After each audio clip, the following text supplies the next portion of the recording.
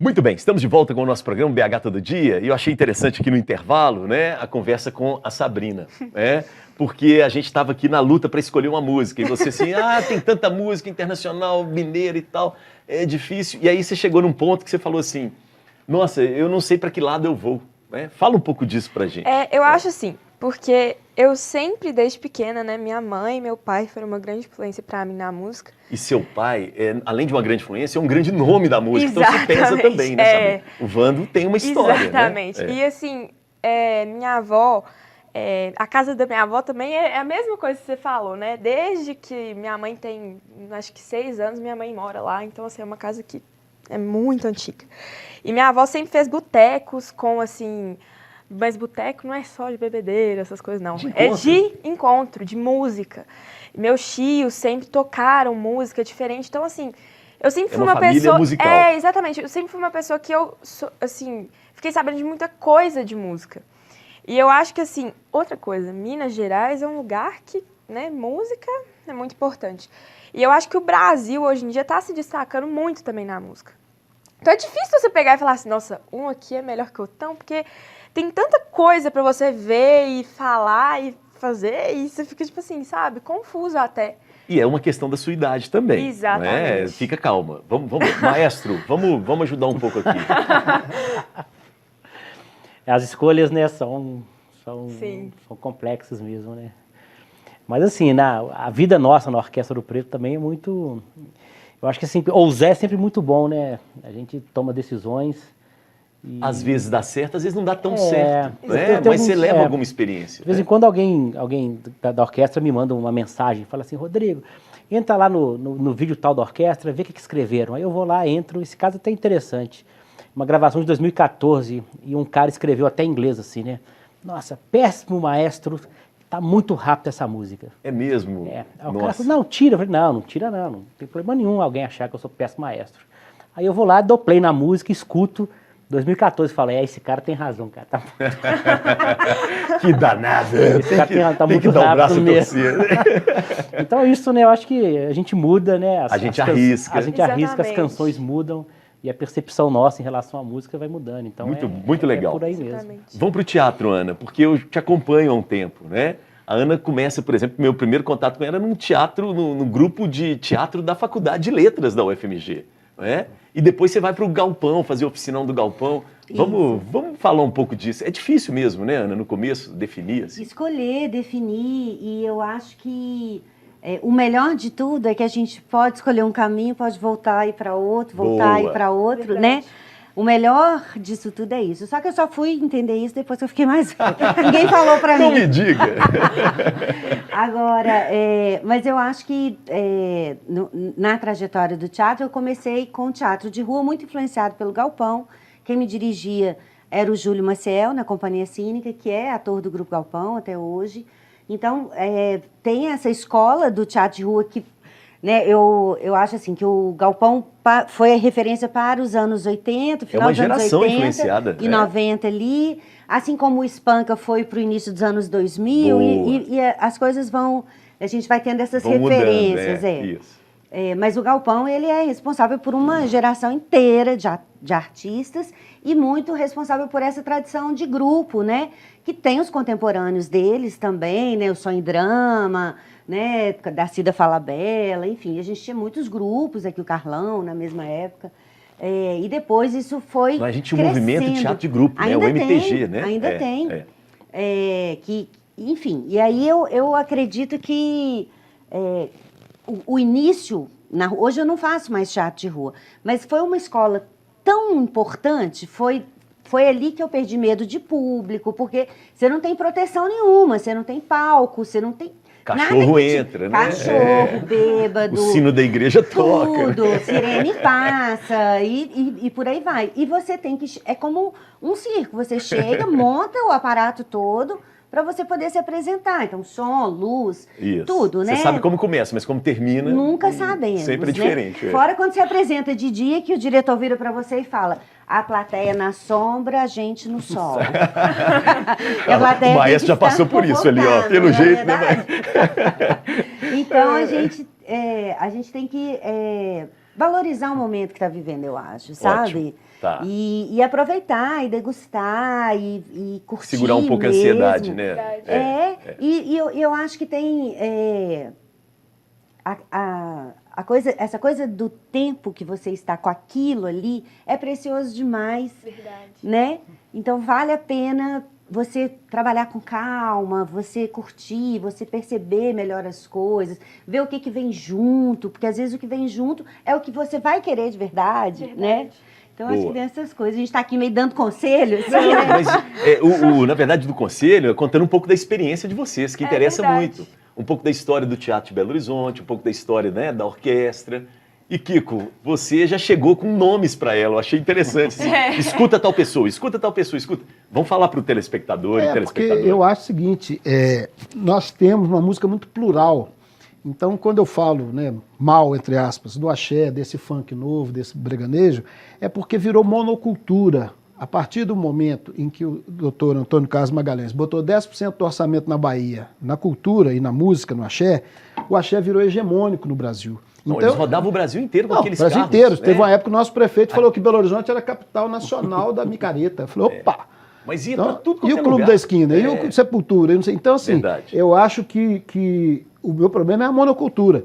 Quando a gente começamos a Inconfidência, era a era da disco music, tocava disco music o dia inteiro, a Inconfidência tocando música brasileira de qualidade chegou a primeiro lugar em 1979, né? Quando a gente montou a Gerais, as rádios estavam péssimas, pobres, nós botamos a rádio pop, não em primeiro lugar, mas nos 10 primeiros, né? Todo mundo ouvia isso nas academias, então assim, esses projetos... Tinha umas coisas alternativas. Claro, a gente foi o primeiro a tocar, sei lá, Tears for Fears, Chic Science eu escutei, Prince, né? Chic Science. A gente tinha os meninos do Skank, né, que estavam começando ali, tinha um disco reggae, né? Então eles traziam lá o reggae e tal, essas coisas todas. A gente tinha um programa de progressivo, tinha um programa de blues, tinha programa... Então era muito legal, porque a Gerais virou, assim como as outras rádios, na Inconfidência, uma hora dessa na Inconfidência, estaria aqui Caetano, Alceu, não sei quem, chegava uma hora o Claudinei brigava e falava assim, para, isso aqui tá parecendo rádio, vamos pra cervejaria tomar cerveja. A gente ia pra cervejaria. Então a pluralidade. A pluralidade. Eu sou a favor do ecletismo. Tá. Eu detesto gente que eu só faço isso, eu só faço aquilo. Por isso, o Maestro é uma das figuras que eu conheci há alguns anos e que eu admiro de uma maneira sensacional. E eu fui diretor da Filarmônica, né? Então tem alguns meninos da Filarmônica que eu fico apaixonados também. São caras que são excelentes músicos sinfônicos, mas também tem um pé na música popular, um pé no jazz, um pé não sei o quê, na educação. Né? Sabe? Então, assim, eu acho que a gente tem que ser eclético, porque às vezes uma coisa que você não aprendeu durante uma aula chata, de 2 horas com um mega especialista, de repente a faxineira do seu prédio vai falar assim, mas e por que você não faz assim? Eu já tive esses insights, coisas malucas, assim, sabe? Assim, às vezes o porteiro está prestando atenção numa coisa, olha aquela doninha ali, ela não entregou ingresso, não. Passou pelo porteiro, passou por não sei o quê, mas o cara tem o tirocínio, entendeu? Então eu aprendi a ouvir todo mundo, eu sou pacifista e democrata. Então eu ouço todo mundo, nunca dei uma porrada e nunca tomei uma porrada. Então eu sou contra brigar. Tanto que eu discuto um pouco com meus amigos dos movimentos sociais, que eu falo, luta, não entra em luta, não. Porque não sei o quê, fogo nos racistas. Fogo em ninguém. Vocês estão fazendo igual a Ku Klux Klan. Então, Então, assim, mas você citou alguns nomes de algumas cantoras como referência para ela. Mas é isso, você vai pegar, por exemplo, a Nara Leão. Por que Nara Leão? A Nara Leão é o seguinte, ela era da elite do Rio de Janeiro, a bossa nova, do apartamento dela, onde os grandes caras começaram lá. Mas depois ela sempre foi rebelde. Então ela participou do Opinião, que era o samba do Morro, né? Zequete, aquela turma toda. Ela gravou um disco de Roberto Carlos, Jovem Guarda. Ela gravou tudo que você pensar. A Nara era narizinho empinado, no melhor sentido, né? Então a Nara veio, depois veio a Elis Regina, tem tudo que você pensar, né? Elis gravou todo mundo. Belchior, Fagner, Milton Nascimento, né? E milhões de caras, Zé Rodrigues, né? Então assim... Eu sou muito a favor, por exemplo, eu gosto, uma das bandas que eu mais gosto da música mineira, que é mineiro, carioca, como é que chama, gente? Som Imaginário. Porque o Som Imaginário tinha os dias de rock, né? Com umas coisas bem experimentais, fazia o som do Milton Nascimento e do Clube da Esquina, e tinha coisas fora daquele universo, né? O Fredera, por exemplo, um excelente guitarrista, né? Tem discos instrumentais sofisticadíssimos, mas quando né? Tá no Sonho Imaginário, no Nepal, tudo é barato. Sim. Sábado eu vou à festa. Então, assim, você tem num disco do Sonho Muito Imaginário, legal. esse é bom pra você procurar também. Num disco do Sonho Imaginário, você tem Imaginário. 10 pegadas assim, ó, completamente diferentes. Então, houve Marisa Monte, né? Sou apaixonada. Nara Leão, Elis Regina. Então, assim, quando você fala assim da diversidade, nós vivemos numa época da diversidade. Então, por isso eu reclamo muito com os artistas que são monocórdios. Só ouço funk, só ouço sertanejo. Não, pode ouvir funk, sertanejo, eu sou democrata. Eu não E eu gosto. acho que Eu não tem gosto, mas uma- acho que tem que ouvir. Mas, por exemplo, o pessoal do funk, do hip hop, eu falo, mas é porque não sei o que, periferia, bicho. Talvez 30 dos meus maiores ídolos são da periferia do Rio de Janeiro. Paulinho da Viola, Nelson Cavaquinho, Luiz Melodia, né, a banda Black Rio, todo mundo, esse povo, Cartola, né? Agora, você pega o Cartola, que era um cara de periferia, era um cara do morro, a música dele é mais sofisticada de 90% dos empaladinhos que fica fazendo a música, mas faço MPB, faz uma porcaria. Então, assim, o que interessa é talento e originalidade. Busque sua voz. O que eu vou dar, por exemplo, eu vou pegar a música do Roberto Carlos, o que eu vou fazer que vai ter a minha marca. Então você tem a grande dificuldade. Quando eu trabalho em rádio, Elias sabe disso. Treinando locutor, você fala assim, qual que é a sua personagem no ar? Você é uma personagem brava, você é uma personagem, né, de teatro. Você é personagem brava, você é uma personagem suave, você é mais pra noite, você é mais pro dia. Então eu sou contra essa coisa linear, por exemplo, a rádio que toca as mesmas músicas o dia inteiro, a mesma coisa. Ou a mesmo tipo de locução Mesmo o dia tipo de inteiro, locução né? o dia inteiro. Pra que isso? Ou o frio Uma coisa também, né? Aquela coisa Ou fria. então, hoje acabamos de ouvir, né? Diga, Sabrina. Uma coisa que eu aprendi até com uma profissional que tá ajudando, assim, com a minha voz e tal, que é a Jana Pimenta, que ela é daqui de Belo Horizonte, uma pessoa maravilhosa, aprendi muito com ela. Ela fala isso comigo. Tem uma música da Alanis Morissette, que eu peguei pra aprender uma técnica com ela. Ela falava assim comigo. Maria Sabrina, você tem que fingir que você tá muito brava. Você tá muito brava, você tem que ficar assim, ah! Então, assim, eu acho que tem isso também, música tem muito a ver com sentimento. A pessoa que não coloca o sentimento naquilo não tem originalidade. E eu acho que isso, pra mim, é uma das coisas mais importantes e que muita gente chega pra mim e me elogia. Fala assim, olha, você canta de um jeito que ninguém canta. Porque eu acho que é isso que a gente tem que colocar na música, é sentimento. Sabe? Sabrina, Eu acho que é isso. Vamos aproveitar aqui, daqui a pouco a Ana, eu sei que você quer participar também, né? Tá de olho ali. Mas vamos mostrar algumas imagens suas, pra gente poder comentar e conhecer um pouco mais, né? Dessas suas performances, assim. Olha lá. O que é isso? É teatro? Isso Aí. é do meu balé. que- Perfeito. É. A cantora tem... Todo artista tem que ser multi, né, Ana? Sim.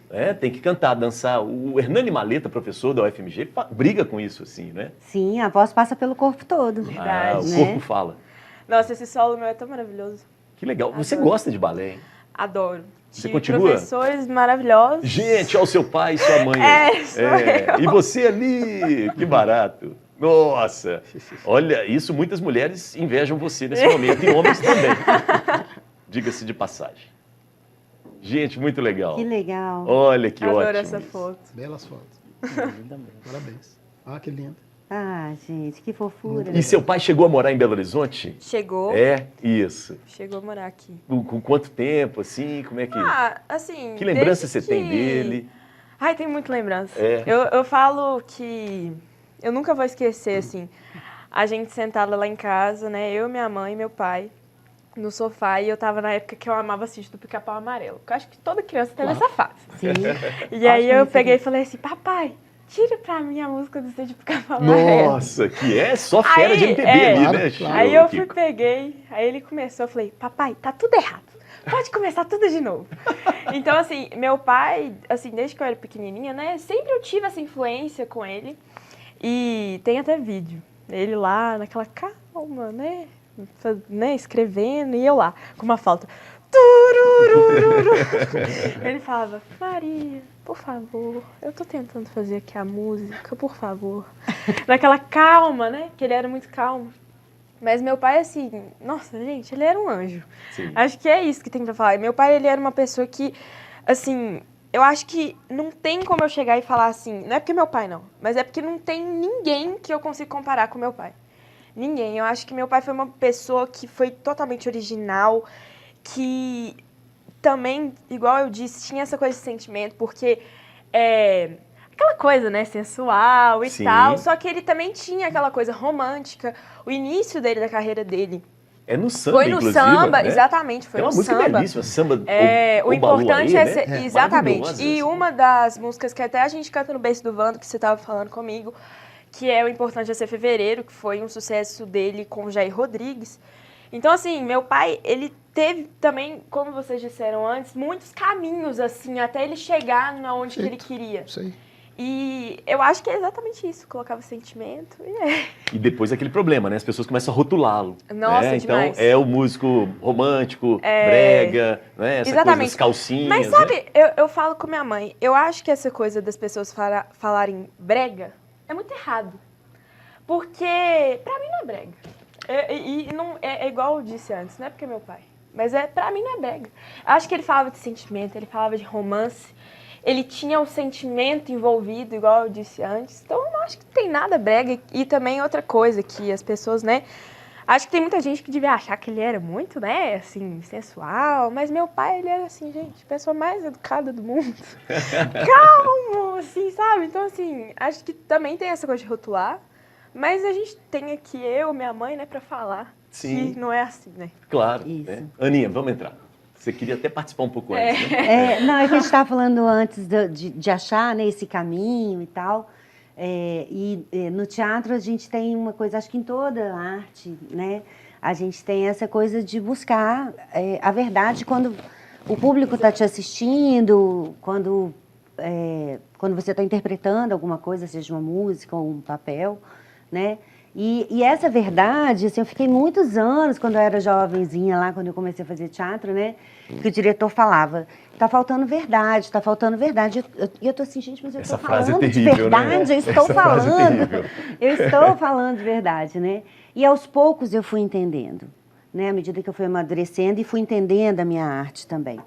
E a gente consegue identificar aquela pessoa, quando você vê um artista, que você não consegue ficar muito tempo olhando, que você não consegue ficar muito tempo escutando, quando qualquer coisa te distrai, ali está faltando a verdade dele, né? E eu acho que um bom sinal para a gente entender essa verdade, assim, é quando você fica satisfeito com o que você está fazendo.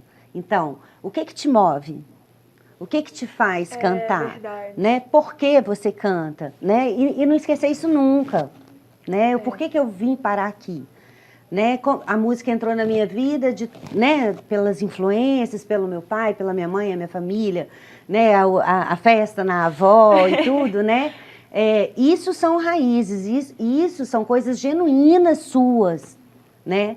E isso com certeza já constitui a sua verdade. Verdade. Então, sempre que tiver a dúvida, vai lá atrás, ó, lembra aí que vai fazer bem para você, né? Rodrigo, de vez em quando o maestro precisa chamar o músico na verdade dele, assim. É um pouco o papel, né, do diretor. Assim, eu acho que um grupo orquestral assim é uma junção, né, de pessoas, músicos normalmente profissionais de alto nível. Tecnicamente muito bons, mas sempre. Mas não é só técnica, né? Mas ali você precisa de respirar junto, de pensar junto, de chegar a uma concepção musical juntos, por exemplo, né? Então a orquestra, eu acho que ela como se fosse uma barreira de coral, né? A mínima gotinha de óleo bagunça tudo, né? Então, ao mesmo tempo que é um grupo assim de extrema complexidade, eu acho que tem uma beleza, sabe, muito grande na orquestra, porque acaba sendo um trabalho que só é possível com a coletividade. A gente estava conversando disso antes. Isso aí. Né? Uhum. Eu acho que a arte é muito isso, né? Pode ser um monólogo, você nunca está sozinho, né? Não tem jeito. Tem a luz, tem o palco, tem a bilheteria, tem a plateia. Então, eu acho muito interessante né? Você tá ali para poder produzir algo que você precisa ouvir quem está do lado, senão você não afina, você dá espaço para outro instrumento. Então, eu acho que esse ensino coletivo é bem bonito assim, da música e deixa um exemplo legal. E deixa presença, né? Porque quando você escuta, quando você está com o seu ouvido aberto, seja numa contracena, seja numa conversa, numa orquestra, né? Quando você está com o seu ouvido aberto, não tem jeito de você não estar presente. Verdade. Né? Inteiramente presente, não é? E isso também é caminho para a sua verdade aparecer, né? Muito bom. Legal demais.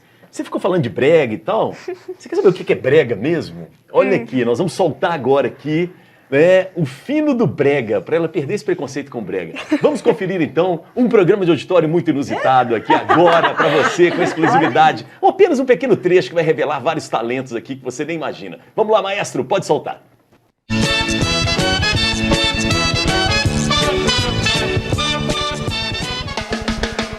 Estamos de volta com Elias Sunshine Show e você não pode perder agora as Elisetes, mulheres escolhidas a dedos, com brindes pra plateia.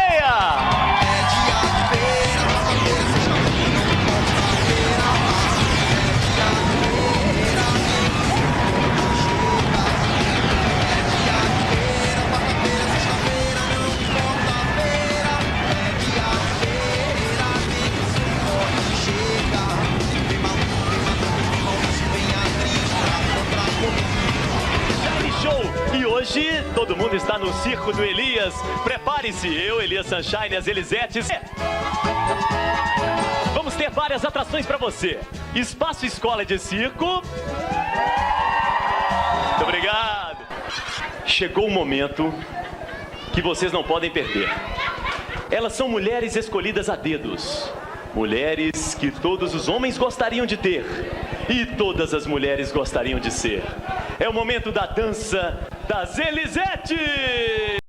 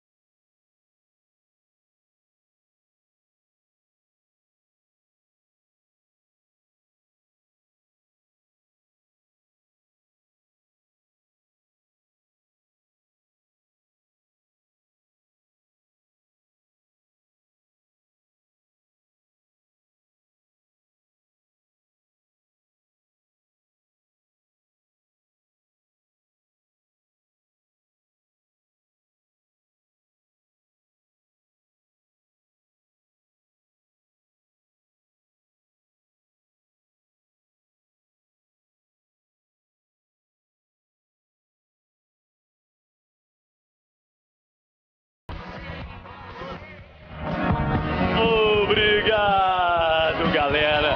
As Elisetes são demais, não é? Pois é, as Elisetes são demais, né? Viu? Isso é brega. Então você pode ser brega sem problema nenhum. Eu achei maravilhoso. Você viu a dançarina ali? Você Adorei! Adorei, quero dicas. Gente, eu ponho no meu currículo, hein? Maestro, um dia eu vou te colocar nessa furada, hein? Vambora.